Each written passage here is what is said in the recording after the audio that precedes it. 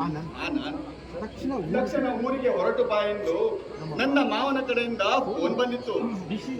ವಿಷಯ ನಿನಗೆ ತಿಳಿಯುವಷ್ಟು ವೇಳೆ ಸಮಯವಿಲ್ಲದ ಕಾರಣ ತಕ್ಷಣ ನಾನು ಊರಿಗೆ ಹೊರಟು ಬಿಟ್ಟೆ. ನಿನ್ನ ಮಾವನವರು ಅಷ್ಟೊಂದು ಅರ್ಜೆಂಟ್?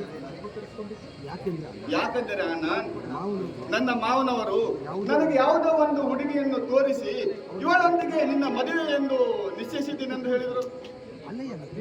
ಅಲ್ಲಯ್ಯ ಮಿತ್ರ, ಮನಸ್ಸಿಲ್ಲದ ಹುಡುಗಿಯೊಂದಿಗೆ ಮದುವೆಯಾಗಿ ನಾನು ನರಕ ಯಾತ್ರೆ ಅನುಭವಿಸಲೇನು?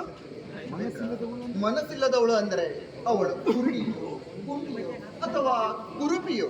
ಕುರುಡಿನೂ ಅಲ್ಲ, ಕುಂಟಿನೂ ಅಲ್ಲ, ರೂಪವತಿಯಾಗಿ ತುಂಬಾ ಸುಂದರವಾಗಿದ್ದಾಳೆ.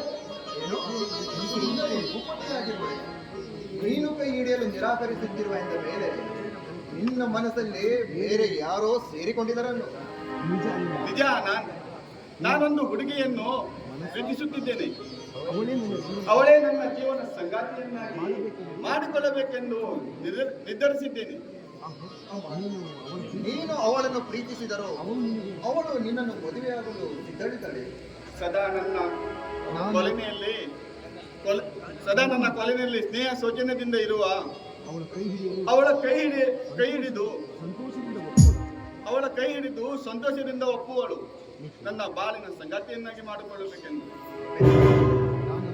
ನಾನೊಂದು ಮಾತು ಹೇಳ್ತೇನೆ, ನೀನು ಅನ್ಯತಾ ಭಾವಿಸಬಾರದು. ಒಂದು ಹೆಣ್ಣು ತನ್ನೊಂದಿಗೆ ಸ್ನೇಹ ಸೌಜನ್ಯದಿಂದ ವರ್ತಿಸಿದ ಮಾತ್ರಕ್ಕೆ